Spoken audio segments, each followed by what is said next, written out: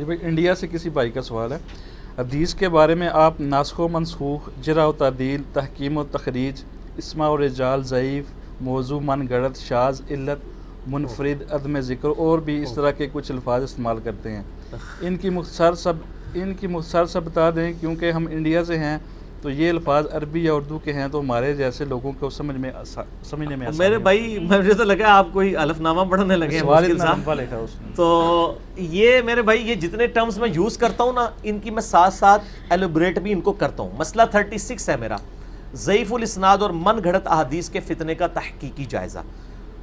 اور مسئلہ نمبر 111 بھی ہے مشکات المصابیح کا مکمل تعارف. اس میں بھی میں نے یہ ساری ٹرم ساتھ ساتھ بتاتا ہوں، کوئی مشکل نہیں ہے، ایک ایک پوچھتے گئے میں ابھی بتا دیتا ہوں. پوچھیں کون سی ٹرم تھی اس میں؟ پہلے علی بھائی پوچھا جرح و تعدیل.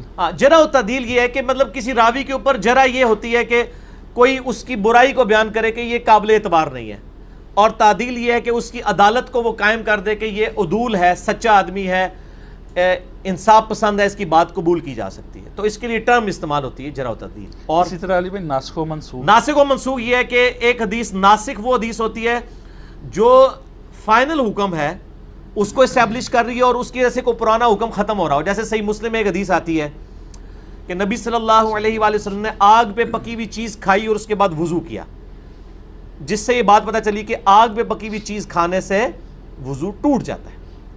اور اس سے آگے امام مسلم ایک اس کی ناسخ حدیث لے کر آئے کہ آپ صلی اللہ علیہ وآلہ وسلم نے آگ پہ پکی ہوئی چیز کھائی اور اس کے بعد وضو نہیں فرمایا، تو وہ حدیث منسوخ ہو گئی. اس طرح کھڑے ہو کے پانی پینے والی حدیث جو مسلم شریف میں ہے کہ جو کھڑے ہو کے بھول کے بھی پیے وہ کیا کرتے، یہ منسوخ ہے، کیونکہ بخاری میں موجود ہے کہ مولا علی علیہ السلام نے کہا کہ نبی علیہ السلام کے سامنے ہم یہ یعنی پیتے بھی تھے کھڑے ہو کے، اور آپ صلی اللہ علیہ وسلم کی یہ سنت آپ نے خود بھی کھڑے ہو کے پیا. اس میں میرا کلپ بھی موجود ہے. تو یہ ناسخ و منسوخ یعنی جو بعد میں ہے وہ ناسخ ہوتی ہے، جو پرانی منسوخ. بعض اوقات اس کا ڈسین کرنا مشکل بھی ہو جاتا ہے بہت تھوڑے معاملات میں. زیادہ تر میں تو محدثین کے چیپٹر سے ان چیزوں سے آئیڈیا ہو جاتا ہے، لیکن ہماری چیزوں میں ماشاءاللہ کوئی ناسخ و منسوخ کا چکر نہیں ہوتا. ہم جب بھی کوئی ریسرچ پیپر پرنٹ کرتے ہیں نا اس کے اوپر ڈیٹ ڈال دیتے ہیں. اس کی اگر کوئی تبدیلی کرتے ہیں نا تو ہم فائنل ڈیٹ ڈالتے ہیں. اس لیے ہمارے ساتھ انشاءاللہ ناسخ و منسوخ کا نہیں ہوگا کہ علی بھائی پہلے آئے کہندے سن تے بعد کہندے سن، وہ کیڑی گل پہلے کی کیڑی بعد میں وہ پتہ چل جائے گی. یوٹیوب پہ بھی اپلوڈنگ ڈیٹ آ جاتی ہے کہ یہ بعد والی بات ہوئی ہوئی ہے. تو یہ پرانے لوگوں کے مسئلے تھے، آج کے لوگوں کے مسئلے نہیں ہیں. تحکیم و تخریج کی وجہ سے. ہاں تحکیم اور تخریج. تحکیم کہتے ہیں حکم لگانے کو، صحیح اور ضعیف کا حکم. تخریج کہتے ہیں اخراج کہتے ہیں نکالنے کو. جیسے مشکات پرائمری بک نہیں، یہ سیکنڈری ہے، اس میں بخاری مسلم سے حدیث لی گئی ہیں. اس کی تخریج کرنا کہ یہ بخاری کے کس چیپٹر سے کون سے نمبر والی حدیث لی گئی، تو بخاری کی تخریج اس میں کر دی شیخ زبیر صاحب نے. تحکیم یہ ہے کہ عدداً بخاری و مسلم حکم لگا دیے کہ یہ حدیث ضعیف ہے تو کیوں ہے اور یہ حدیث صحیح ہے. تحکیم حکم لگانا. اور اسماء و رجال علی بھائی. ہاں اسماء و رجال زبر کے ساتھ یہ مولوی ہنستے ہیں. اسماء و رجال، اسماء یعنی نام کہتے ہیں، اسماء الحسنہ بھی لفظ، رجال مرد کی جمع، رجل کی جمع رجال. اسماء و رجال کا علم ایک علم ڈیوائز کیا گیا جس میں وہ مرد جو حدیثیں روایت کرتے ہیں ان کے بارے میں جرح و تعدیل کی جاتی ہے. اس کو اسماء و رجال کا علم کہتے ہیں. ان میں بعض اوقات کئیوں کے نام ملتے جلتے ہوتے ہیں. بعض ایسے راوی بھی ہوتے ہیں جن کے باپ کے نام ان کے دادوں کے نام بھی ایک جیسے ہوتے ہیں. جیسے امام تبری ہیں، ایک شیعہ کے بھی امام تبری ہیں، ایک سنیوں کے بھی ہیں، ان کے دادوں تک کے نام سیم ہے، پردادے کا ڈیفرنٹ ہوتا ہے. اب یہ اسماء و رجال کے جو علم رکھنے والے لوگ ہیں وہ ڈیفائن کرتے ہیں کہ اچھا یہ وہ والا تبری ہے، یہ وہ والا تبری ہے. ٹھیک ہے جی، سمجھ آ گئی. تو یہ اسماء و رجال. او اللہ دے بندو ایڈی گلاں تانوں میں دس رہا جے نا، اے 8-8 سال پڑھ کے بھی نا جڑے مولوی فارغ ہوئے جے انہوں پوچھنا نا انہوں نہیں پتہ ہونیاں الا ماشاءاللہ. ٹھیک ہو گیا. تانوں 5 منٹ ہی سارا کوئی پڑھا چھڑا ہے، ڈگری لے لو میرے کولوں. ٹھیک ہو گیا. اور ضعیف. ہاں ضعیف اور صحیح. ضعیف کہتے ہیں جو بوڑھا ہو جائے اس کا احترام کرنا چاہیے. وہ کہتے ہیں دیکھو جی بڈھے ہو جان تو انہوں کو گھروں باہر کٹ دیے. بھائی یہ تواڈے بڈھے نہیں نے، یہ وہ ضعیف ہے، وہ کمزور کہ جنہوں نے دین کے اوپر ڈاکہ ڈالا ہے. میرا یوٹیوب پہ ایک کلپ ہے ضعیف الاسناد احادیث امت کے لیے فتنہ، جس میں نے بتایا ضعیف احادیث میں تو گستاخانہ روایتیں ہیں نبی علیہ السلام کی شان میں، ان سے پھر کیسے جان چھڑائیں گے اگر صحیح اور ضعیف کا فرق نہیں کریں گے.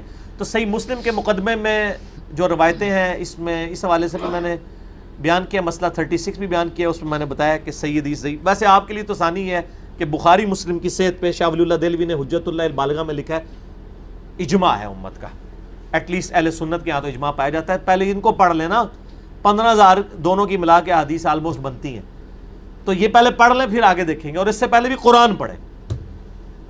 ٹھیک ہو گیا؟ نہ میں وہابی نہ میں بابی، میں ہوں مسلم علمی کتابی. تو کتابیں پڑھیں.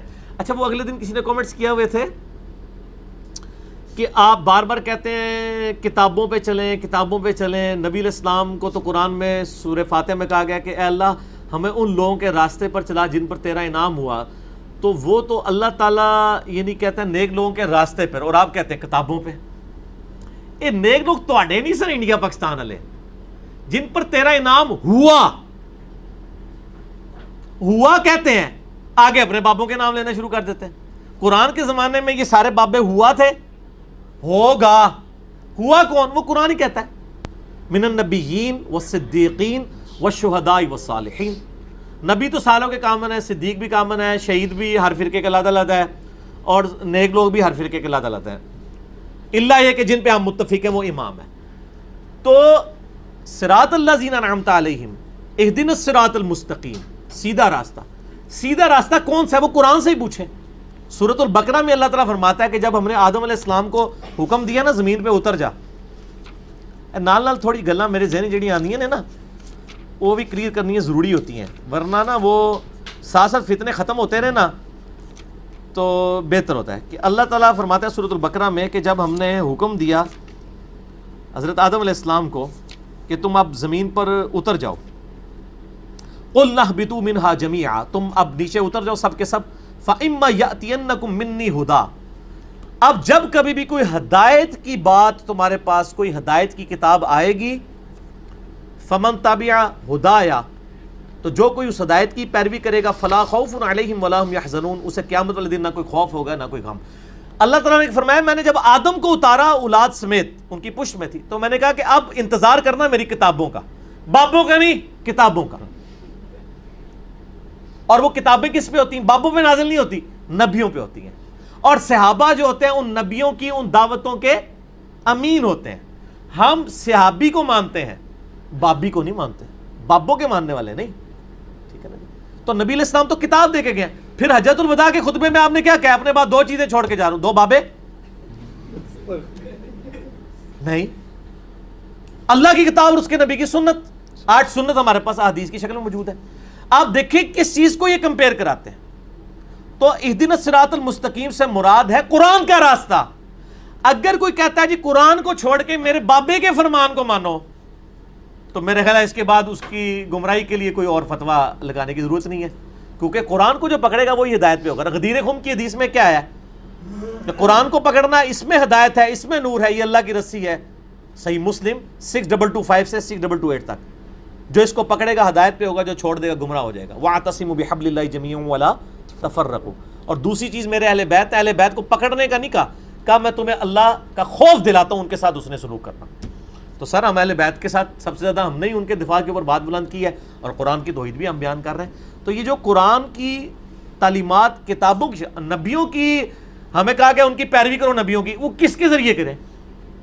جو قرآن میں جو نبیوں کا کریکٹر ہے کہ آپ کے بابے جو بیان کر رہے ہیں وہ کریکٹر ہم لے کے چلیں.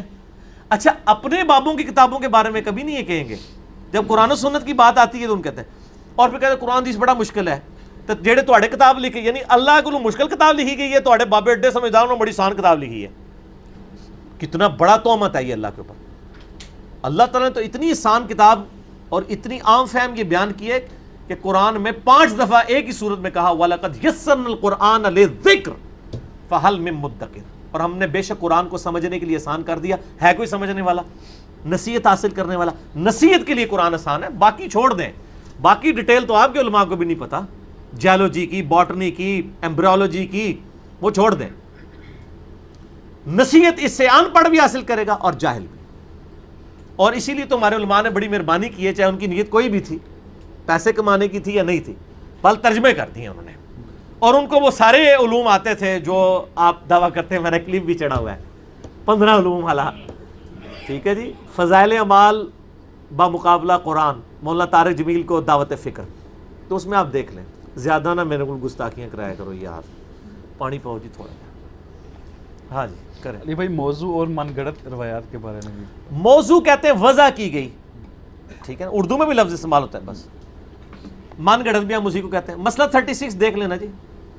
موضوع روایتیں کئی ہیں. مثلا نبی علیہ السلام نے فرمایا کہ جب کوئی مصیبت ہو تو قبر والوں سے مانگ لیا کرو. ہاں یہ صوفیاء کی کتابوں میں لکھا ہوا ہے. چلیں ہم اس حدیث پہ عمل کرتے ہیں, کسی قبر والے کے پاس چلے جاتے ہیں, مجھے یعنی پانی کا گلاس پکڑا دیں. اس طرح تو نہیں ہوتا. یہ ساری جھوٹی روایتیں قرآن کے اگینسٹ گھڑی گئی ہیں, تو یہ وضع کی گئی ہیں. صحیح مسلم کا مقدمہ ہے ہی اس کے اوپر ہے. اور یہ روایتیں سینکڑوں میں نہیں ہیں, نہ ہزاروں میں, لاکھوں میں ہیں جو گھڑی گئی ہیں.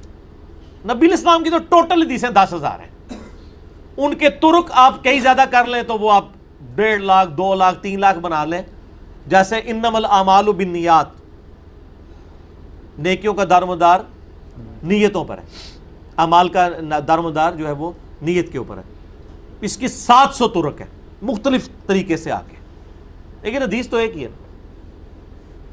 پھر بخاری مسلم کی حدیث, مسلم کی پہلی حدیث جو مولا علی سے ہے, جس نے میری طرف جھوٹا کوئی بات منسوب کی وہ اپنا مقام دوزخ میں دیکھ لے. نبی علیہ السلام نے فرمایا. یہ حدیث مولا علی سے بھی ہے, مغیرہ ابن شعبہ سے بھی ہے, ابو ہریرہ سے بھی ہے, جابر بن عبداللہ سے بھی ہے, انس بن مالک سے بھی ہے, اور کئی صحابہ سے. اب یہ حدیث تو کئی صحابہ سے, لیکن حدیث تو ایک ہی ہے نا. اس طرح کر کے لاکھوں میں روایتیں ہیں. حدیثیں ٹوٹل 10,000 ہیں نبی علیہ السلام کی. اس میں سے بھی میجارٹی جو ہے وہ کتب ستہ میں کور ہے.